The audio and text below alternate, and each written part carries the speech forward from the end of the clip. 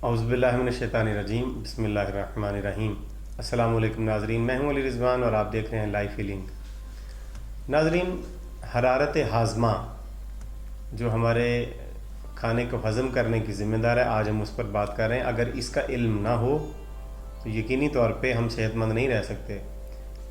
हमारी सेहत का दारोमदार हमारे हरारत हाज़मा पर है, हमारे हज़म होने की जो हरारत है जिस्म के अंदर उस पर है। इस हरारत हाज़मा की अहमियत पर आज हम जो गुफ्तगू कर रहे हैं, आप इंतहाई तवज्जो के साथ इसको सुनें और आखिर तक इस वीडियो को देखें, आपको बहुत फ़ायदा होगा। देखिए, हरारत हाज़मा को संस्कृत में अग्नि कहते हैं। अग्नि का मतलब आग या हीट, और इंग्लिश में इसे डाइजेस्टिव फायर कहते हैं, यानी खाने की हाज़मे की आग। इसी तरह से इसे उर्दू में हरारत हाज़मा कहते हैं। तो एक ही नाम है, इन तीनों के मकसद एक ही है। हरारत हाज़मा हमारे जिस्म के लिए उतनी ही ज़रूरी है जितनी कि चूल्हे में आग। अगर किसी चूल्हे में आग ना हो तो कोई चीज़ पक नहीं सकती। चूल्हा बेकार है और कुछ भी उसमें हम पका भी नहीं सकते। बिल्कुल इसी तरह से हमारे जिस्म में या हमारे निज़ाम इन्हिज़ाम में ये जो हरारत हाज़मा है, डाइजेस्टिव फायर या अग्नि है, अगर ये ना हो तो हमारा कोई भी खाना हज़म नहीं हो सकता और हमारी सेहत भी नहीं बन सकती। लिहाजा इसकी अहमियत से इनकार नहीं किया जा सकता। हरारत हाज़मा हमारी ज़िंदगी की ज़ामिन है।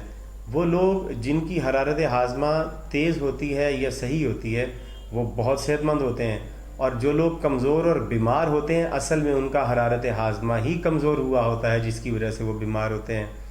और इस हरारत हाज़मा के कमज़ोर होने के बाद ही बाकी सारी बीमारियां शुरू होती हैं। ये कब्ज़ भी इसी वजह से ही आती है कि हरारत हाज़मा हमारी कमज़ोर हो चुकी होती है। अब हरारत हाज़मा पर बात करते हैं कि ये है क्या। जब हम खाना खा लेते हैं एक दफ़ा, तो खाना खाने से पहले हम उसे चूल्हे पर एक दफ़ा पकाते हैं, लेकिन जब हम उसे खा के अपने मैदे में लेके जाते हैं तो वहाँ पर वो खाना एक दफ़ा फिर पकता है। हमारे निज़ाम इन्हिज़ाम के अंदर एक हीट पैदा होती है, और बिल्कुल उसी तरह से जैसे वो खाना चूल्हे पर पकता है, हमारे मैदे में दोबारा से पकता है। अगर ये खाना दोबारा से हमारे मैदे के अंदर ना पके या वहाँ पर हरारत हाज़मा न हो तो ये खाना सही तरह से हज़म हो ही नहीं सकता। और जब ये खाना सही तरह से हज़म नहीं होगा तो फिर ये हमारे जिस्म को तवानाई भी नहीं पहुँचाएगा, और जब जिस्म को तवानाई नहीं पहुँचेगी तो जिस्म के तमाम अज़ा आहिस्ता आहिस्ता कमज़ोर होकर बीमार पड़ जाएंगे और ज़िंदगी कम हो जाएगी। लिहाजा ये है हरारत हाज़मा का काम। मैदे के अंदर ये खाना 1.5 घंटे तक पकता है, फिर मैदे के बाद ये आंत छोटी आंत में चले जाता है, वहाँ पर भी अच्छी हीट बनी होती है, और वहाँ पर भी ये खाना दोबारा से पकता है, और फिर ये वहाँ पर हज़म हो जाता है छोटी आंत में, और फिर वहाँ से फुजला जो है वो बड़ी आंत में चले जाता है। बड़ी आंत में उस खाने के अंदर जो पानी वगैरह होता है, जो नमकियात होते हैं, वो बड़ी आंत उसमें से जज़्ब कर लेती है और फुजला मक़अद के ज़रिए से जिस्म से बाहर निकल जाता है।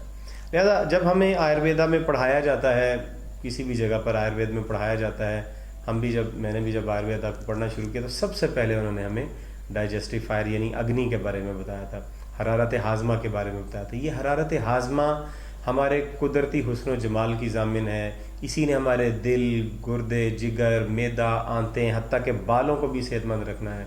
इसने हमारी आँखों को सेहतमंद रखना है। अगर हरारत हाज़मा हमारे जिस्म में सही है, हमारे जिस्म के सारे अज़ा सेहतमंद रहें। लिहाजा अब वो कौन सी चीज़ें जो हरारत हाज़मा को कमज़ोर कर देती हैं, अब पहले उनकी बात करते हैं और उसके बाद फिर हम आपको बताएंगे कौन सी चीज़ें जो हरारत हाज़मा को तेज़ करती हैं।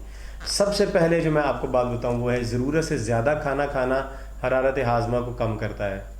दूसरी चीज़ जो चीनी है, ये भी हरारत हाज़मा को कम करती है। चीनी से बनी हुई अज्जा भी, या चीनी से बनी हुई बाकी चीज़ें भी हरारत हाज़मा को कमज़ोर कर देती हैं, और हमारा डाइजेस्टिव सिस्टम कमज़ोर हो जाता है, उसके बाद फिर कब्ज़ हो जाती है।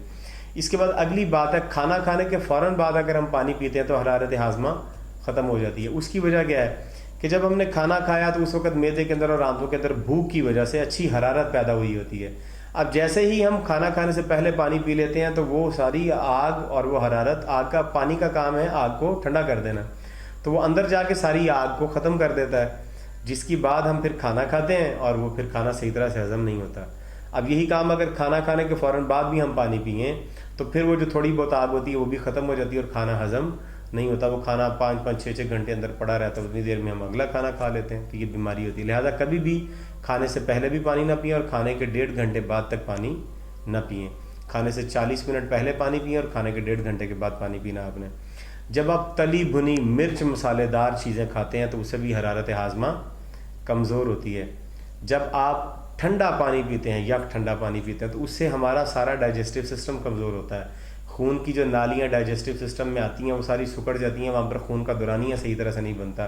جب وہاں پر خون ہی نہیں آتا تو پھر وہاں پر ڈائجسٹو فائر بھی نہیں بنتی۔ یہ جو ڈائجسٹو فائر ہمارے نظام انہضام میں بنتی ہے، یہ اصل میں خون کے دورانیے کی وجہ سے ہی بنتی ہے کہ وہاں پر جتنا زیادہ خون کا دورانیہ ہوگا اتنی اچھی وہاں پر ڈائجسٹو فائر یا حرارت ہاضمہ ہوگی۔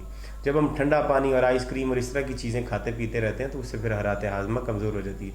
یہ چائے پینے والے جو لوگ ہیں ان کا حرارت ہاضمہ بہت کمزور ہوتا ہے، لہٰذا ان کو پھر چائے ہی کی بار بار طلب ہوتی رہتی ہے۔ اسی طرح سے جب ہم کھانا کھاتے ہی سو جاتے ہیں یا بیٹھے رہتے ہیں تو اس سے بھی حرارت ہاضمہ کمزور ہو جاتی ہے اور نظام انہضام کمزور ہو جاتا ہے۔ اسی طرح سے کھانا رات کو دیر سے کھانے سے بھی نظام انہضام کمزور ہوتا ہے اور حرارت ہاضمہ کم ہو جاتا ہے۔ اسی طرح سے دن میں 4-5 بار کھانا کھاتے ہیں، بار بار کھانا کھانے والوں کا بھی حرارت ہاضمہ کمزور ہو جاتا ہے۔ اگر ایک ہی طرح کا کھانا مسلسل کھاتے رہے، مثلاً آج روٹی کھائی کل چاول کھائے، پھر آج روٹی کی کل پھر چاول کھائے، تو اس سے بھی حرارت ہاضمہ کمزور ہو جاتا ہے۔ آپ کی غذا کے اندر اور دوسری غذائیں بھی شامل ہونی چاہیے۔ اب ہم ان چیزوں پر بات کرتے ہیں جو ہماری حرارت ہاضمہ کو تیز کرتی ہیں۔ سب سے پہلی چیز جو ہے وہ ضرورت کے مطابق کھانا کھانا ہے، اس سے حرارت ہاضمہ تیز ہوتا ہے۔ یعنی اگر آپ کو 1 روٹی کی بھوک ہے تو آپ آدھی سے تھوڑی سی روٹی زیادہ کھائیں، پوری 1 روٹی نہ کھائیں، اس سے حرارت ہاضمہ تیز ہوتی ہے، کیونکہ وہاں پر گنجائش زیادہ بنتی ہے کھانا ہضم ہونے کی، تو وہ پھر حرارت تیز بنتی ہے۔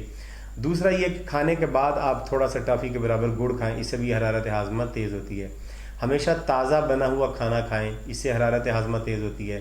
ہمیشہ نیم گرم یا نارمل پانی پئیں، اس سے بھی حرارت ہاضمہ تیز ہوتی ہے۔ اگر آپ نے کھانا کھانے سے 40 منٹ پہلے پانی پیا اور کھانا کھانے کے 1.5 گھنٹے کے بعد پانی پیا، اس سے بھی حرارت ہاضمہ آپ کی تیز ہوگی۔ کھانا کھانے کے بعد صبح اور شام کو کھانا کھانے کے بعد آدھا گھنٹہ واک ضرور کریں، اس سے حرارت ہاضمہ تیز ہوتی ہے۔ کھانے کو اچھی طرح سے لقمے کو 30 سے 40 بار اچھی طرح چبا کے کھانے سے بھی حرارت ہاضمہ تیز ہوتی ہے۔ سرخ مرچ کی جگہ پر کالی مرچ استعمال کریں، اس سے حرارت ہاضمہ تیز ہوتی ہے۔ سبز مرچ استعمال کریں، حرارت ہاضمہ تیز ہوتی ہے۔ سبزیاں اور پھل اپنی غذا میں زیادہ استعمال کریں، اس سے بھی حرارت ہاضمہ تیز ہوتی ہے۔ آپ کی زندگی بڑھ جائے گی اگر آپ کی حرارت ہاضمہ برقرار رہی، آپ کی زندگی بڑھ جائے گی، آپ کے جسم میں چستی اور پھرتی 80-90 سال کی عمر میں بھی قائم اور دائم رہے گی۔ حرارت ہاضمہ کو کم نہ سمجھیں، یہ بڑی اہم چیز ہے۔ اسی طرح سے حرارت ہاضمہ کو تیز کرنے کے لیے آپ گرین ٹی استعمال کریں، کالی مرچ، لونگ، الائچی اور دار چینی کی چائے استعمال کریں، اس سے حرارت ہاضمہ تیز ہوتی ہے۔ لہٰذا یہ وہ تمام عوامر ہیں جن سے حرارت ہاضمہ تیز ہوتی ہے، یہ کمزور ہوتی ہے۔ امید کرتے ہیں کہ آپ ان باتوں پر عمل کریں گے اور اپنی اور اپنے گھر والوں کی صحت کو یقینی بنائیں گے۔ اگر آپ کو ویڈیو پسند آئی ہے تو اس کو لائک کر دیجئے، شیئر کر دیجئے، چینل کو سبسکرائب کر کے بیل کا آئیکن دبا دیں اور آل نوٹیفیکیشن کا بٹن بھی پریس کر دیں، تاکہ یہ جو مفید ویڈیو جو ابھی آپ دیکھ رہے ہیں، اس طرح کی ہم درجنوں مفید ویڈیوز ایک ہفتے میں ڈالتے ہیں، وہ ساری آپ تک پہنچیں گی، آپ اس سے فائدہ اٹھائیں گے۔ اگلی ویڈیو تک ہمیں اجازت دیجیے، خدا حافظ۔